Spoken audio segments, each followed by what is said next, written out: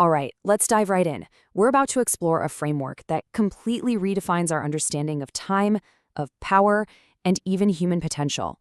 And it all starts from a single, unmovable point on the planet. So, let's start with a big question, one that kind of messes with everything we think we know. What if our whole idea of time as a flowing river is just wrong? What if time in its most real form is something you could actually stand on? Yeah, check out this quote. This concept hones in on a very specific part of the Earth and says, hey, this isn't just some historical place. No, think of it like a storage device. An ancient, massive hard drive holding the planet's original foundational data. And the scale of this is it's hard to even wrap your head around. We're talking 3.5 billion years. This isn't just old, it's being presented here as a geological constant. It's an anchor point that has stayed completely stable while the rest of the planet's crust was being churned up, recycled, and reformed over and over again. This anchor actually has a name, the Barberton Greenstone Belt. It's located on the super-stable Kalahari Craton, and it's described as the Earth's original crustal memory. Why? Well, it has these unique magnetic strips that act like a physical storage medium for the planet's very first magnetic fields. And the source material refers to this foundational point as the zero mark. So the big takeaway from this first part is this really bold, absolute statement. Because of its unique geology, the continent of Africa is positioned as the stationary, physical anchor of the entire planet. Everything else moves in relation to it.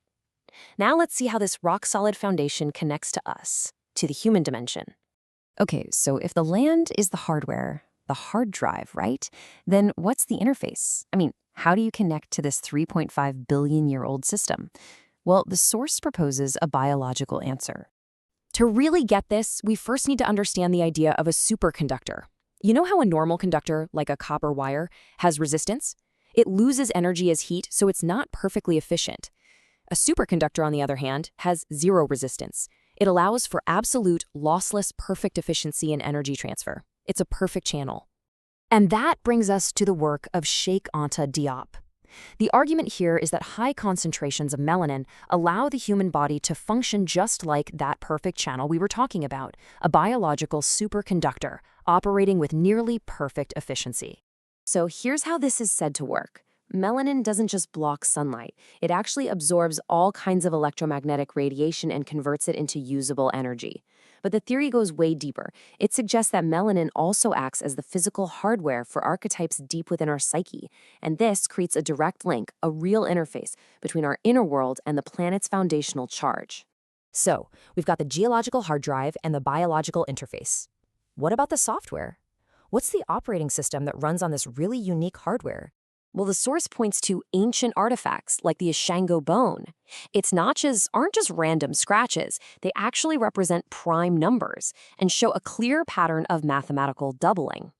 And this is presented as the very origin of base 2 logic. You know, the same binary system of ones and zeros that underpins all of our modern computers. And this ancient binary logic isn't just on a bone. It's found in spiritual systems like the Ifa Oracle. Its 256 core permutations, called Odu, are presented as a perfect map of the 256 possibilities in an 8-bit byte, the fundamental unit of our entire digital world. It's basically framed as the source code for human archetypes and even fate itself.